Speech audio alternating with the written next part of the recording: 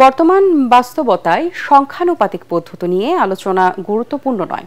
PR ইস্যুতে গণভোটের দাবি অযৌক্তিক বলে মন্তব্য করেছেন বিএনপি স্থায়ী কমিটির সদস্য আমির খসরু মাহমুদ চৌধুরী। রাজধানীতে কসমোস ফাউন্ডেশন এবং ইউএনবি আয়োজিত সেমিনারে তিনি এসব কথা বলেন।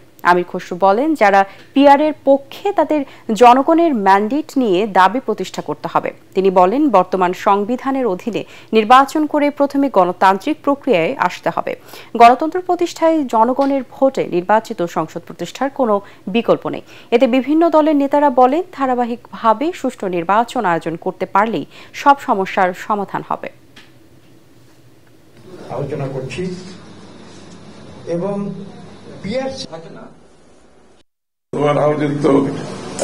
পিআর সম্বন্ধে সবাই একমত যে এটার আলোচনার কোন বিষয়বস্তু না। আপার হাউসের ব্যাপারে আলোচনা হচ্ছে, আলোচনা চলবে। আমার কথা হচ্ছে, আপনি গণতন্ত্রে যদি বিশ্বাসী হন, আপনি কোনো কিছুকে রুল আউট করা যাবে না।